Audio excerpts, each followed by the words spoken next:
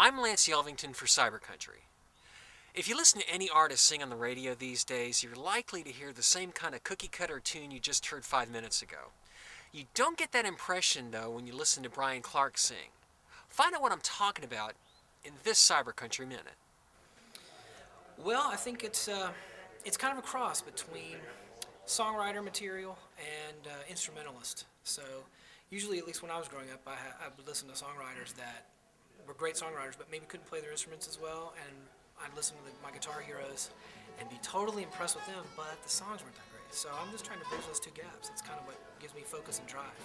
Well, the thing that I like about listening to you is the fact that it's not a cookie-cutter song where you know, like nowadays, turn on the radio and you hear one song, or hear that sounds like, the song you heard 5 minutes ago. Yeah. And you don't get that with your music. Mm-hmm.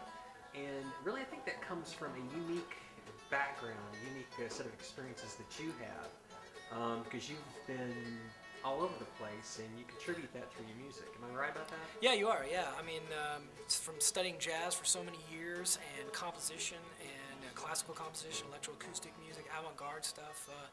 I try to bring a little bit of all that stuff. It just kind of seeps in, and you can't really do anything but come out. What's your favorite part about playing before an audience? Just to relate the music to them. It's not so much about the guitar solos or anything else. It's really about the songs, the craft of the songs and the lyrics and how that affects them emotionally. Now, what's the most important thing that you've had to consider when you put together an album?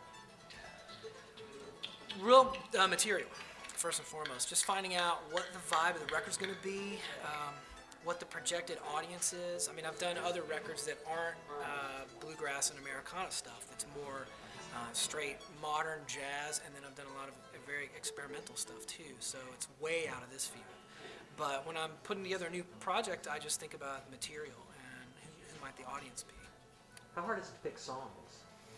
Not really that hard. I mean, I just write the songs, and then when I feel like I've got enough available for a record, I just put those on the record, and then I pare them down. I don't ever put on every one that I write, but I just figure out which ones work and which ones don't for that project. That's the way I usually do it. And what was your favorite artist growing up? Wow, favorite artist growing up. I don't know. I listened to so much stuff.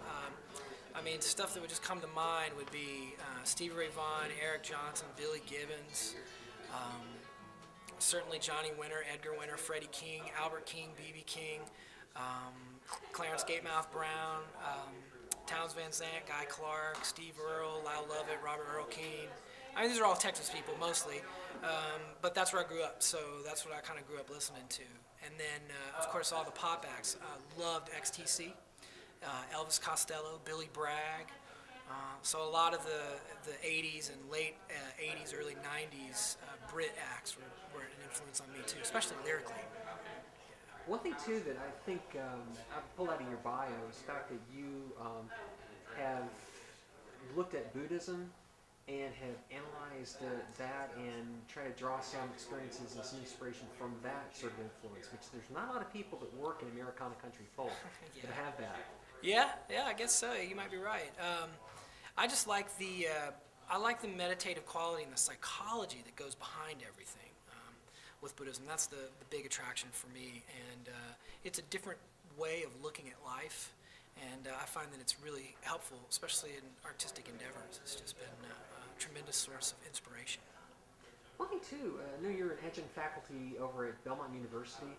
And how much does communicating ideas about education to students relate to communicating ideas in a song to an audience? Well, I mean, in the songs, usually there's some type of moral lesson that needs to be drawn. You know, whether it's, I like playing the villain in some songs, and I like playing the victim in some songs, but either way, there's usually some underlying message there. It's not about, sex, drugs, and rock and roll, although the songs may be about sex, drugs, and rock and roll. But it's not about the hedonistic escapism and the entertainment addicted side of that, because we get enough of that. So I'm just trying to balance out the scale a little bit. But when it comes to the students, the main thing that I usually try to give my students at Belmont is a sense of historical perspective. knowing the traditions of the milieu that they're writing in. So if they're pop writers, they should, and they're writing for top 40 stuff, then they should go back and look at some of the other great pop writers of the past, or the country writers of the past, or wherever it is they're really trying to go for. That's what I try to do. Well, why should somebody go out and buy the new CD that you have coming out?